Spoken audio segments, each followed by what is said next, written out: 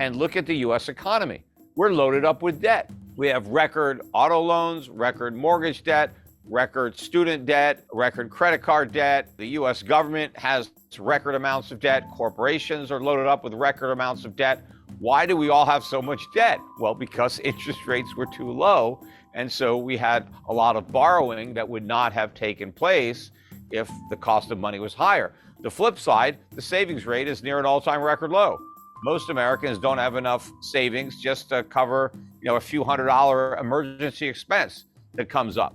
How did America go from a nation of savers to a nation of profligate spenders? Well, low interest rates. Peter Schiff said that the U.S. economy is loaded up with debt higher than ever. Cheap interest rates in the 2020 era have encouraged many companies to take out massive loans that caught themselves up when the party is over and the Federal Reserve finally raises it.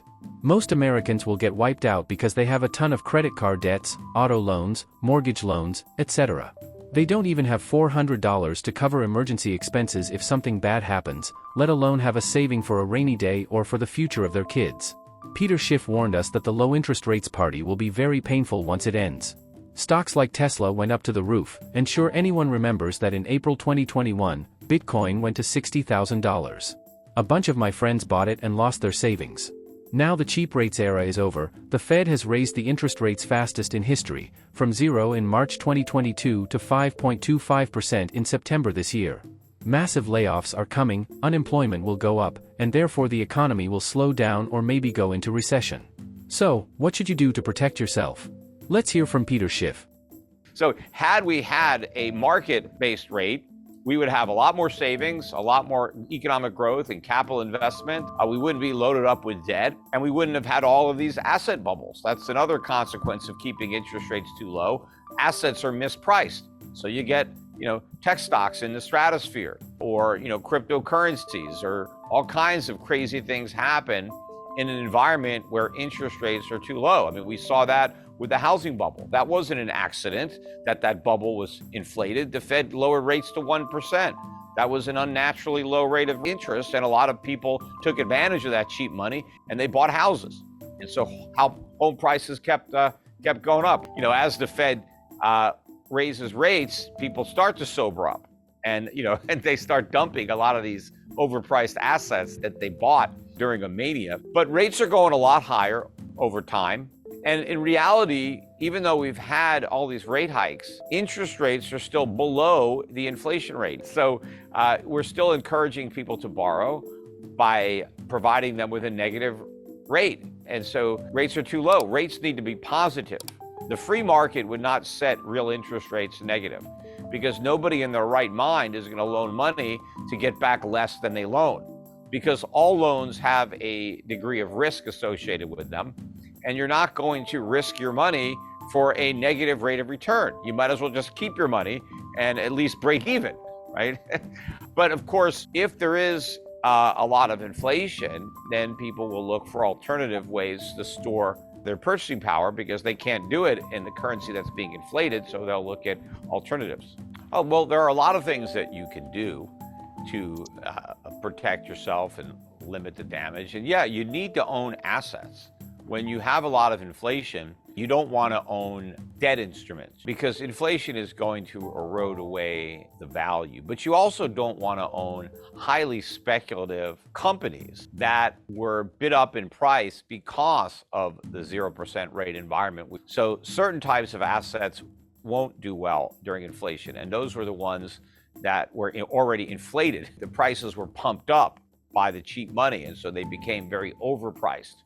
And so as the air comes out of those bubbles, even in an inflationary environment, the price of those assets is going to fall. So you want to avoid what benefited when rates were at zero. And you want to look at different assets that will provide protection.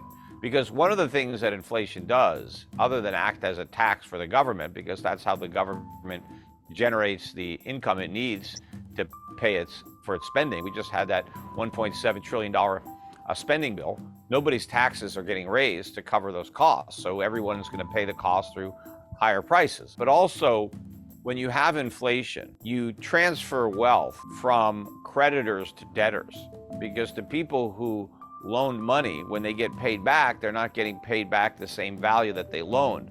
The flip side is the people who borrowed money, when they have to repay the debt, they're not paying back as much value as they originally got. If you look at a stock, for example, there are stockholders and there are bondholders. So during inflation, the bondholders lose at the stockholders gain, right? So it's the bondholders' loss is the stockholders' gain. But you don't want to buy a stock that's, 40, 50, 100 times earnings or has no earnings, because then there can be a big loss. But if you buy a real company that's trading at, 5 to 15 times earnings, somewhere in there, has a good dividend yield, they've been around, they're selling products and services that people really need to buy, and they'll keep buying them. And even if the price goes up, they'll still buy. Maybe they'll buy a little bit less, but they're going to keep on buying. They'll give up other things in order to keep buying what you've got. Those are the companies that you want to own as a way to beat inflation, to have a dividend yield that will rise as fast or faster than your cost of living. And you want to own real things. You want to own commodities. Gold is one of the commodities that people will own. It's obviously the easiest commodity to own because the storage costs are so low. You can get a lot of value in a small space compared to other commodities. So in highly inflationary times, gold is an instrument of choice, not just for individuals, but for governments. I mean, you can already see that now. Major central banks around the world have been adding to their holdings of gold, which are still relatively low compared to where those holdings have been in the past. So I think central banks still have a lot of gold to buy. But the average investor, particularly the institutions, are way underinvested in gold compared to where they would have been 30, 40 years ago. So there's a lot of room for gold to be purchased by investors, and there's not a lot of gold. So if more companies, more investors, more governments are going to want to gain or increase their exposure to gold, it's only going to be because the price goes way up. It can't happen without prices going up, because there's just not enough gold there to buy at the current price. So the price has to rise. Peter Schiff has said that two things that you can do to protect yourself are to buy value stocks and commodities, especially gold. Because the central banks around the world are massively buying it. But why you should buy it? A lot of people who hate gold say things like, gold is just a useless shiny rock because it doesn't give you any dividends and you need a place to store it. But Peter Schiff has a good logical reason for why you should buy gold. Here's why. I think that's because they recognize that we are in a inflationary environment worldwide. All the major economies, not just the United States, but the European Union, the UK, Japan, everybody has kept interest rates too low. Every government rather has run up debt, not to the degree that our government has, but they've still run it up. And there's no political courage anywhere to level with voters and deliver the bad news that, hey, we've overpromised and we've either got to cut your benefits or raise your taxes. Nobody wants to fess up. Nobody wants to default on their debt, because obviously, you don't look too good when you default. That's pretty embarrassing to have to admit that you can't pay your bills. And so everybody's going to inflate. Everyone's going to print money. And so the value of currencies is going to fall. Inflation is going to increase worldwide and persist. And I think central banks know that the dollar's days are numbered. The dollar acts as the primary reserve. If you want to know, hey, why does a particular currency have value? So, hey, why does the New Zealand dollar have value? Well, it's backed up by our reserves. What are your reserves? Well, they're US dollars. All right, well, what if the US dollar doesn't have any value? Well, then you've got nothing. You're backed by nothing.